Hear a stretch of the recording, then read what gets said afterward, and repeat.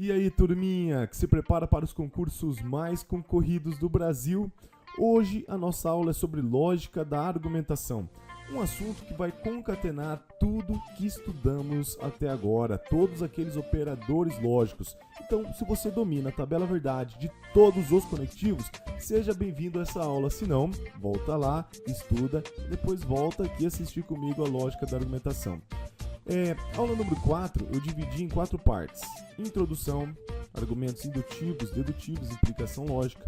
Parte 2, argumentos hipotéticos. Parte 3, argumentos categóricos, aqueles que a resolução é por meio de diagramas. Parte 4, propriedades das implicações lógicas. Espero que gostem da aula e se joga! Começando com implicação lógica. O conceito: uma proposição P, composta por várias proposições simples, P, Q, R, S, pode ter outras, implica logicamente uma proposição Q quando e somente quando é logicamente necessário. Se todos os enunciados de P, Q, R, são verdadeiros, todos devem ser verdadeiros, então o enunciado de Q é verdadeiro. Acho que não ajudou muito o conceito. Vamos à representação simbólica. P, uma proposição composta por várias proposições simples, implica que depende se todas as proposições simples se todas forem verdadeiras, ocorre implicação. Se não, se tiver uma falsa, não haverá implicação. Um exemplo: você quer fazer uma declaração para sua namorada e utiliza enunciados. Os enunciados formam um argumento. Será que esse argumento vai ser coerente? O argumento, pessoal, ele é uma implicação lógica. Então, por exemplo, você diz para ela: eu te mando flores todos os dias, proposição P. Eu te ligo toda noite, proposição Q. Eu escrevi seu nome na areia, que seja, proposição R. Implica em dizer que eu te amo. É uma implicação verdadeira? Depende. Se tudo que você disse aqui for verdadeira, realmente P implica Q. Tudo isso implica em eu te amo. Porém, se você não ligou uma noite sequer, se a proposição Q for falsa, ou se você não manda flores para ela, não será mais uma implicação lógica. Para ocorrer de P implicar Q, tudo isso aqui, todas as proposições simples devem ser verdadeiras. Vamos frisar agora a diferença entre os símbolos, esses dois símbolos.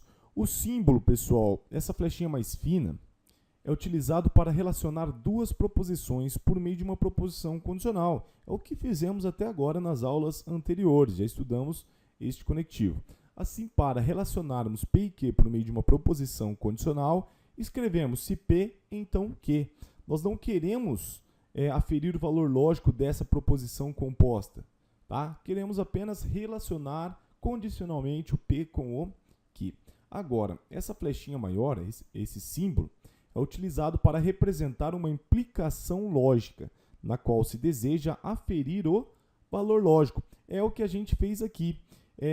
Você ama a sua namorada, no caso do exemplo, né? Essa implicação é verdadeira? Então, este símbolo vai ser utilizado para aferir o valor lógico dessa proposição composta, tá?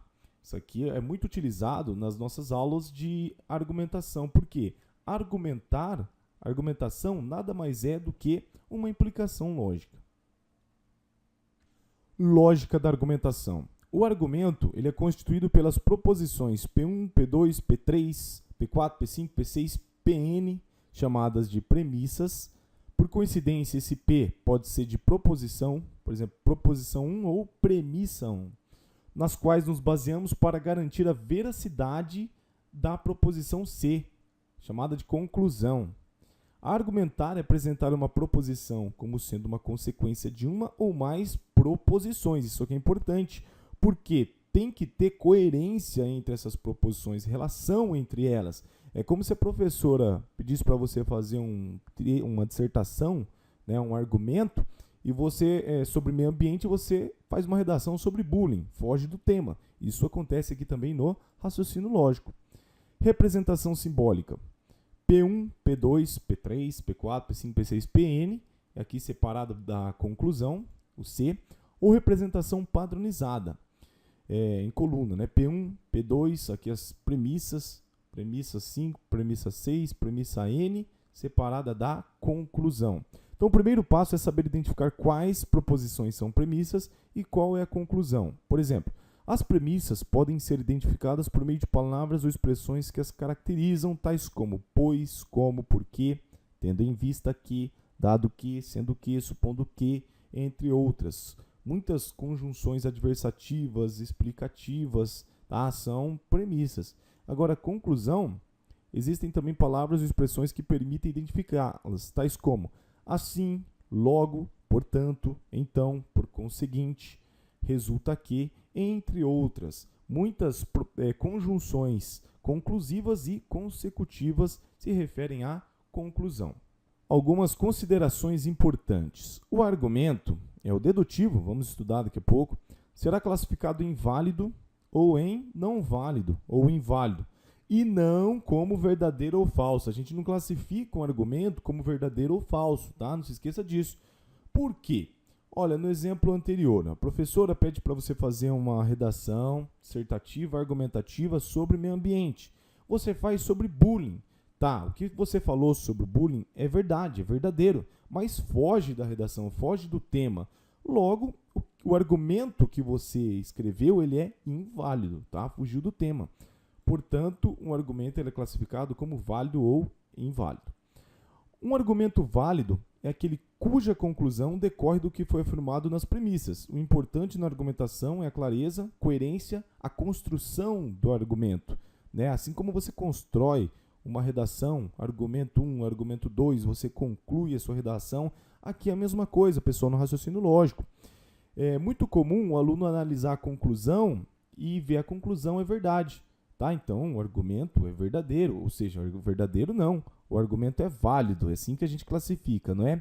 É um equívoco isso, pessoal, tá? Não pode olhar a conclusão e falar que o argumento é válido, porque tem que ver se aquela conclusão decorre do que foi afirmado nas premissas. A relação lógica entre as premissas e a conclusão, sim, então o argumento será válido. Como um todo, pessoal, não há interesse em verificar se as premissas e a conclusão que compõem o argumento são verdadeiras ou falsas. Pode até pedir algum exercício e falar daquela proposição, né, uma equivalência para aquela proposição, muito comum em questões da CESP. Mas, no tema lógica da argumentação, a gente quer saber do argumento como um todo, e não verificar a veracidade das premissas. O símbolo que separa as premissas da conclusão é esse aqui. Pode ser substituído pelo símbolo da implicação lógica, pois um argumento pode ser interpretado como sendo uma implicação lógica. Isso tudo aqui implica isso aqui, o argumento será válido. Isso aqui tudo implica isso aqui? Não, o argumento não será válido. E quando um argumento será válido? Esses conceitos embananam tudo a cabeça da gente, mas eu vou ler. Um argumento na estrutura P1, P2, P3, Pn e conclusão é válido se e somente se a proposição condicional correspondente entre as premissas P1, IP2, IP3, IP4 e Pn, então a conclusão é uma tautologia. Simplificando isso aqui, pessoal, o recurso utilizado na argumentação é a implicação lógica. E assim como o conectivo se, então, a implicação só será falsa se der Vera Fischer. Deu Vera Fischer, será falso. Caso contrário, será o quê? Verdadeiro. Então, se for uma tautologia, em outras palavras, se não der Vera Fischer, o argumento será válido. Então, se tiver uma premissa verdadeira e a conclusão for falsa, deu Vera Fischer, o argumento será inválido. Argumentos válidos não admitem todas as possibilidades entre premissas e conclusão. Vamos ver algumas estruturas que podem aparecer de um argumento válido ou legítimos. Premissas verdadeiras e conclusão verdadeira. Classificação do argumento válido porque é uma tautologia. A ideia do se então é o mesmo da implicação lógica, né? Se V, então V, verdadeiro. Agora, premissas verdadeiras e conclusão falsa, se V, então F dá o quê?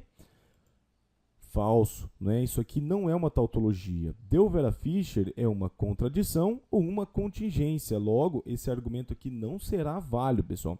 Basta que uma das premissas seja verdadeira e a conclusão seja falsa e o argumento não será válido. Premissas falsas e conclusão verdadeira é uma tautologia. Premissas falsas e conclusão falsa também é uma tautologia. Então, o único caso que o argumento não será válido é quando der o que? Vera Fischer. Agora, argumentos inválidos admitem todas as possibilidades entre premissas e a conclusão. Argumentos inválidos são chamados de sofisma ou falácia. Pode ter todas as possibilidades e mesmo assim a classificação do argumento vai ser o quê? Inválido, vai ser uma falácia. Por quê, pessoal? É o caso aqui em que não há coerência entre as premissas e a conclusão. É o caso em que as proposições da conclusão não se referem às premissas, ou seja, fugiu do tema da redação, está argumentando o que não deve, né? Isso aqui são falácias. Estrutura de argumentos não válidos admitem todas as possibilidades aqui. Resolução de questões. Que legal, professor, vamos resolver questões da CESP de novo. É que a CESP cobra muito raciocínio lógico em suas provas, né? E às vezes aparecem questões conceituais como essa. Eu vou dar um pause e tente resolver em casa. Já volto. Voltei, galera. Voltei com a resolução da questão. O índice de erro dessa questão foi bem elevado, porque as pessoas elas não estudam os conceitos do raciocínio lógico, muitos conceitos que estudamos aí nos slides anteriores. Estudam muita resolução, né? E às vezes falta conceito. E essa questão é meramente conceitual. Se você entrar aí nos fóruns onde tem essa questão, esses sites que os alunos comentam as questões, você vai ver que tem muita gente por fora mesmo do assunto. Então vamos lá. Veja só a conclusão do argumento. Por isso, olha o termo aqui, por isso, isso aqui é a conclusão.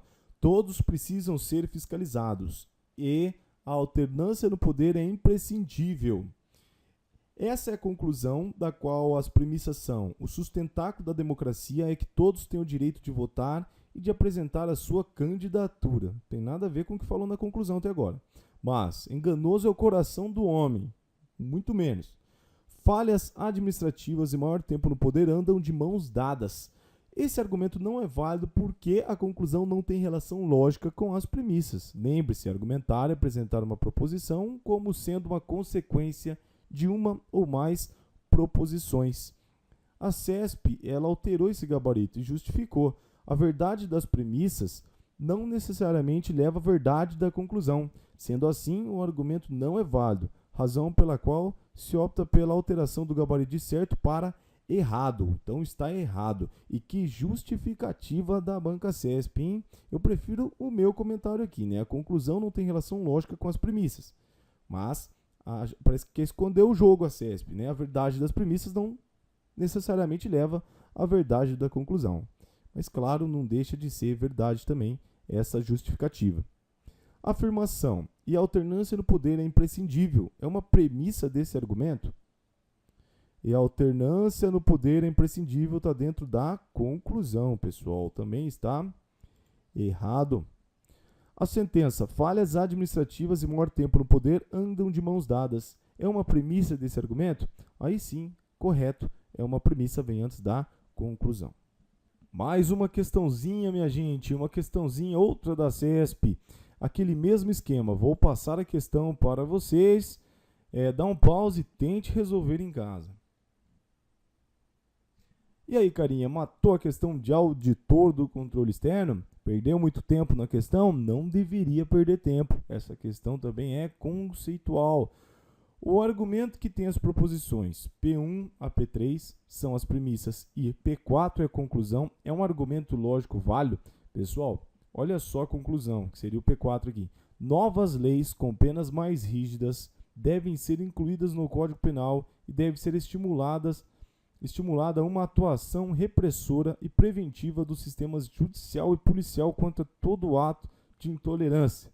Olha como eles enchem de linguiça para você cair.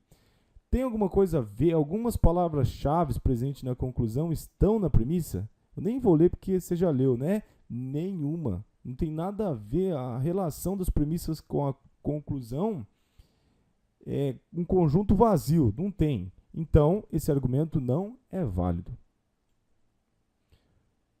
E o comentário é o mesmo, a conclusão não tem relação lógica com as premissas. Questão da CESP, um pouco antiga, mas interessante. Polícia Federal. Uma noção básica da lógica é de que um argumento é composto de um conjunto de sentenças denominadas premissas e de uma sentença denominada conclusão. Um argumento é válido se a conclusão é necessariamente verdadeira, sempre que as premissas forem verdadeiras. Com base nessas informações, julgue os itens que se seguem. Dessa informação aqui, essa informação você já sabia. Toda premissa de um argumento válido é verdadeira? Vamos voltar para a nossa tabelinha, pessoal. Tabelinha dos argumentos válidos ou legítimos. O único caso em que o argumento não será válido é premissas verdadeiras e conclusão falsa. Argumento inválido. Agora, tem caso, pessoal, em que as premissas são falsas, a conclusão é verdadeira e o argumento, mesmo assim, é válido. É o caso em que a pessoa, por exemplo, pensa errado, mas chega à conclusão certa. Então, toda a premissa de um argumento válido é verdadeira? Não. Nesses dois casos aqui, ó, temos dois exemplos. Falso com verdadeiro e falso com falso. Tá? Por isso que a questão está errada. Sempre importante frisar. O único caso em que o argumento não será válido é Vera Fischer. Prometeu um verdadeiro e não deu. Conclusão falsa. Existe uma classificação dos argumentos quanto ao método, ou seja, o processo de raciocínio para se concluir algo. Os argumentos podem ser dedutivos, parte-se do geral para o particular, do geral para o particular e deduz-se algo a respeito. A conclusão ela está explícita nas premissas e não acrescenta qualquer informação adicional, além das que foram expostas nas premissas, ou seja, a conclusão, o conjunto da conclusão está dentro das premissas.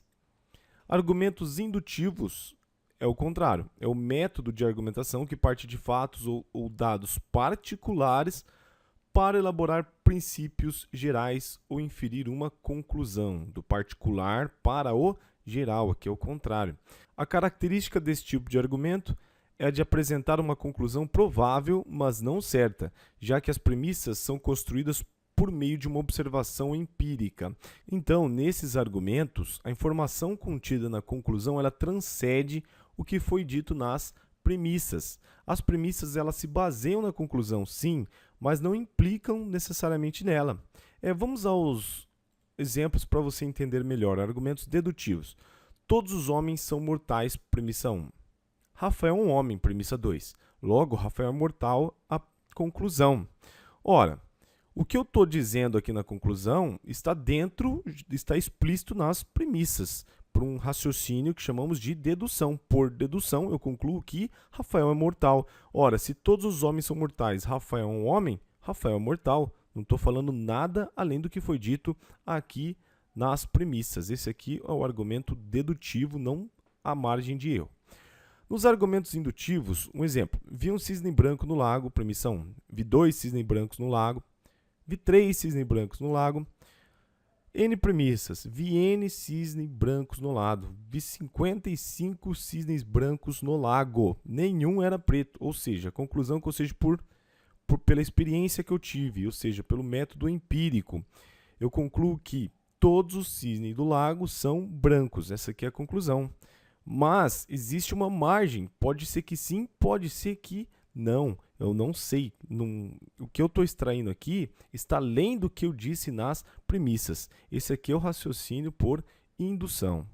Por esse motivo, os argumentos indutivos eles não vão ser classificados como válidos ou inválidos. Eles vão ser classificados em fracos ou fortes. Esse é um argumento forte, esse é um argumento fraco. Já os argumentos dedutivos, que a maioria das questões tratam dos argumentos dedutivos que vamos estudar, uma variedade de argumentos, de tipos de argumentos, eles sim são classificados como argumentos válidos e argumentos não válidos. Galera, trouxe um texto de Lima Barreto que caiu numa prova de português, só que sabemos da relação do raciocínio lógico com o português, a estreita relação, ainda mais nesse tema, a argumentação. Você pode dar um pause e ler todo o texto ou somente ler aqui o enunciado, que já dá para resolver a questão. Olha só, só capazes de colher fatos detalhados e impotentes para generalizar. Esse trecho se refere à utilização do seguinte método de argumentação. Vamos ler um trecho maior para interpretar melhor. São em geral, está em vermelho aqui, são em geral de uma lastimável limitação de ideias, cheios de fórmulas de receitas, só capazes de colher fatos detalhados e impotentes para generalizar. Deu, não deu? Qual que é o método que parte de fatos particulares para elaborar princípios, conceitos gerais, para generalizar? É o método indutivo, pessoal. O gabarito A. Dedução é a conclusão inferida após análise dos fatos. A dialética interpreta os processos antitéticos que tendem a se resolver numa solução síntese. E o silogismo é o raciocínio que parte de duas proposições para delas deduzir uma terceira. Assim, o método de argumentação que parte de fatos ou dados particulares para elaborar princípios gerais ou inferir uma conclusão é o indutivo, método implicitamente referido em só capazes de colher fatos detalhados e impotentes para generalizar, inferir uma conclusão mais ampla. Gabarito A. Mais uma questão de raciocínio lógico, uma questão de português, na verdade uma questão de argumentação. Você pode ler o texto, aí é bem interessante esse texto, até mesmo para a sua redação. Depois de ler, dá um pause aí, vem comigo aqui para o enunciado. Ler nos faz mais felizes, é um caminho para o autoconhecimento. O exercício constante de autoconhecimento é o caminho para a felicidade. Nesse argumento, Rodrigo Lacerda formula uma premissa geral e uma premissa particular, para relacioná-las na conclusão. Essa estrutura caracteriza o argumento como: olha, se ler nos faz mais felizes, é como se felicidade fosse um conjunto maior. Ler é um caminho para o autoconhecimento e o exercício constante de autoconhecimento é um caminho para a felicidade. Eles estão juntando as ideias na conclusão. Rodrigo juntou as ideias na conclusão. O que está na conclusão, o autoconhecimento é o caminho para a felicidade, ele é um raciocínio por dedução a partir dessas duas premissas aqui. Ó. Ler nos faz mais felizes e a outra premissa, ler é um caminho para o autoconhecimento. Ora, se A, então B. E se A, então C. Se C, então A. Esse aqui é o raciocínio. Então, o argumento é utilizado por meio do método dedutivo. A argumentação de Rodrigo Lacerda no texto é apresentada sob a forma de silogismo. São expostas duas proposições chamadas premissas e por elas, por inferência, chega-se a uma terceira chamada conclusão. Parte-se do geral para o particular e deduz-se algo a respeito. No trecho, ler nos faz mais felizes, é a premissa geral. Ler é o caminho para o autoconhecimento, a premissa particular, e o autoconhecimento é o caminho para a felicidade, a nossa conclusão. Bem tranquilo. Agora uma questão da CESP 2013, papiloscopista. Considerando os símbolos lógicos usuais e as representações das proposições lógicas por meio de letras maiúsculas, julgue os itens seguintes, relacionados à lógica proposicional. Considere o seguinte argumento: todo criminoso identificado é quase sempre levado à prisão. Os peritos sempre conseguem encontrar na cena de um crime não adulterada alguma maneira de identificar o criminoso. Logo, toda vez que os peritos são chamados e investigam a cena do crime, o criminoso é capturado e levado à prisão. É correto afirmar que esse argumento é um argumento válido, classificado como argumento indutivo? Pessoal, veja só, argumento indutivo não pode ser classificado como válido ou inválido. Por isso, essa questão já está errada. Tá? Mas vamos colocar as premissas aqui. Argumentos indutivos são classificados como fortes ou fracos. Mas vamos montar a estrutura do argumento. Todo criminoso identificado é quase sempre levado à prisão. Premissa 1. Os peritos sempre conseguem encontrar na cena de um crime não adulterado alguma maneira de identificar o criminoso. Premissa 2. Logo, toda vez que os peritos são chamados e investigam a cena do crime, o criminoso é capturado e levado à prisão. Pessoal, olha só. A conclusão ultrapassou, foi além do que foi falado nas premissas. Porque todo criminoso identificado é quase sempre levado à prisão. E aqui na conclusão ele fala toda vez levado à prisão. A informação contida nas premissas não são suficientes para concluir isso aqui não. Isso aqui é um argumento indutivo. Comentário: argumentos indutivos não são classificados como válidos ou inválidos, e sim como fracos e fortes. Querido aluno, curta, compartilhe o vídeo e prossiga com seus estudos clicando aí na próxima videoaula Argumentos Hipotéticos. Você vai gostar. Até mais!